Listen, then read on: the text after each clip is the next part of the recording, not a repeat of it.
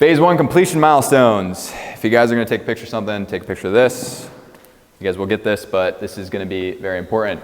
All right, so you started doing it. You started teaching it. Now you're managing it. You've got a small team. You are a sales lead. You are driving sales. You're on the top of this thing. You've got about 5, 6 people, maybe 3, maybe 4.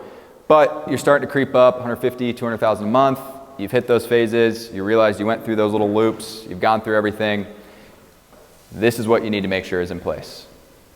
Expectations are formally set. Job descriptions, KPIs, compensation, bonus milestones, setter or new hire to setter promotion process in place, meaning training.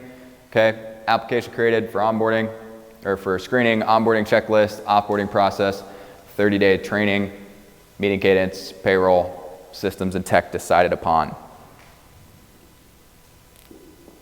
Don't leave this stage unless you've figured out what platform you're going to scale with. Because if you do, and you bring on 10, 15 more people, and then you decide to change, you are screwed. It's going to hurt. I can promise you that. This is what you need to do to get out of phase 1. With that being said, quick questions.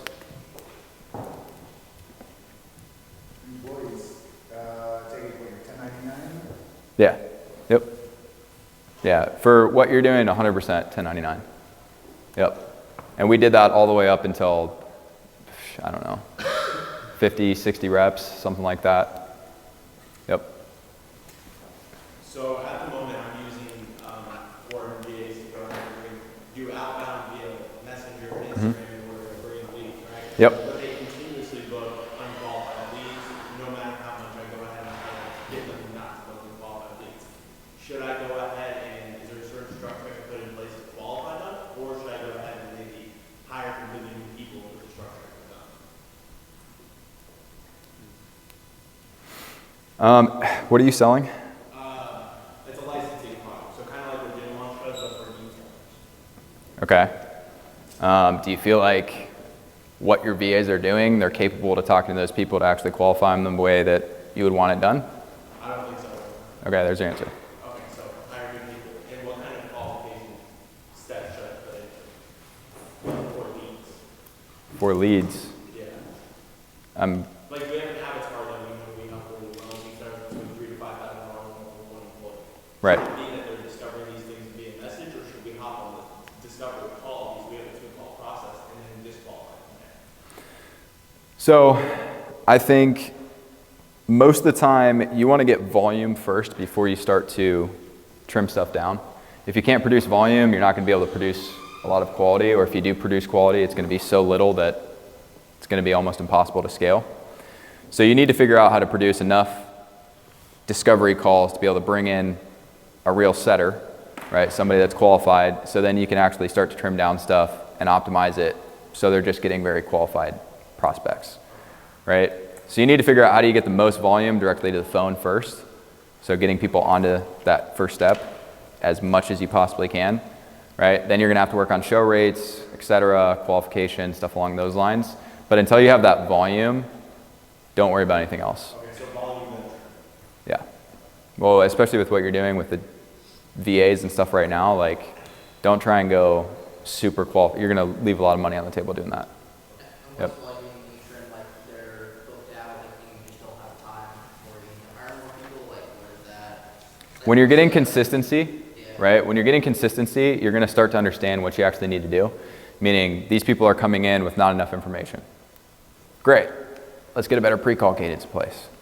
Cool. Now they're coming in understanding, but they're not very qualified. Okay? Cool. Let's look back at the source. Right? Okay, cool. Now they're coming in qualified, et cetera, but our price point, is just too low. We need to go higher because we're closing everybody. Right? So like, if you don't have volume first with what you're doing, if you can't at least get to the point where there's some volume coming in, like you're not producing, then you focusing on trying to qualify like the backside stuff, it's just going to slow you down. Does that make sense? Yeah. Cool. How do you analyze the feedback? Feedback from which part?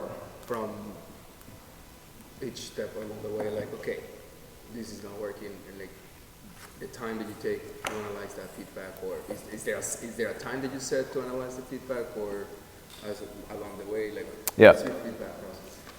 So you're proving the process, right? You figure out the lead source, you got stuff set up, you're starting to get the numbers, you set up the KPIs, all of this stuff, right? You set up the training, you go through all this stuff.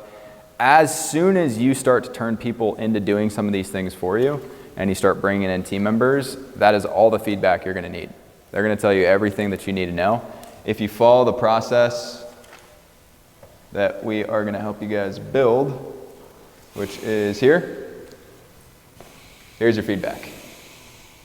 30-day, 60-day, 90-day check-in with all your new hires, all your setters. If you go further back into this process, right, there's all your feedback, right? So the people that are in your system, your sales team, or your program, your service, they're going to give you the feedback. So you need to set up ways to capture that, right? Cool. All right, so what's coming up next? Let's see. I am over. All right, cool, perfect. All right, sounds good. So what we're going to go into next, guys, is we're going to take all of this, add the few final touches on it. We're going to talk about how it transfers into systems. We're going to go a lot deeper into basically what you guys are needing. Oh, there we go. Get out of here. There we go. Cool. We're going to go into phase 2, what that looks like. Phase 2 and phase 3 are going to be adding very few components, but they're going to be very important components, and it's going to get a little bit deeper. So everything we've talked about, high level, we're going a little bit layer deeper. We're going to talk about what it looks like when you transfer from phase 1 to phase 2. Okay, but it's important that you guys have questions about phase 1 and what we talked about, the high level stuff, you ask them now. Because if those aren't set up, like we showed you earlier, I don't know where it is. If you don't have a process, there's no focus to it, you don't have accountability, you can't build a system. We got 10 minutes until lunch, so we got time to fill a few questions. Awesome. All right. How quickly, because one like interesting problem that I'm finding is that I almost feel we can't bring on new people. We definitely haven't gotten rid of people too often. Mm-hmm. And when do you think you make the call, especially if someone's like if someone's been with you for a while and they just start underperforming, you deep dive and you go through it, where do you make the call when someone's in red KPIs? Did you do a good job of setting those expectations with them? So the hardest thing that I've had to do ever is like working with friends and stuff. It's literally the best thing and the worst thing, right? As you guys can see, like a lot of these guys I've known forever. It's hard. It's super hard.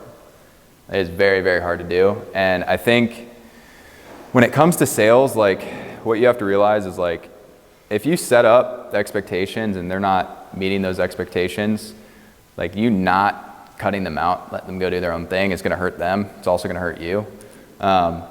So that is such a hard thing to do. However, it's got to be done. And most of the time when you do let go of that person, performance is going to go way up. Way up. I heard from a consultant, he related it to like, it can literally be like company cancer. Yep. And it just spread. But especially the pod structure, like the exact situation I'm not supposed to. We have clear underperforming leaders. And with pods being even, you see an issue if a pod is, let's say, not even. You mean in the competition? Yeah, like quantity of Yeah, it means you guys need to recruit, right? So you don't have a recruitment process in, which means you guys can't make the decisions you guys need because you don't have people, and if you drop this person, then it's uneven. You have to be able to recruit. And what we're gonna go into later is the group recruitment strategy, setting up a cadence for it, right? If you have to let people go, you need to make sure that you're bringing new people in to make sure stuff evens out. And what's gonna happen is basically every 3 to 6 months, that whole bottom 20%, 30% is gonna basically drop out, and you're gonna bring in more people, and then that percentage of underperformance is gonna get lower and lower and lower as you go on.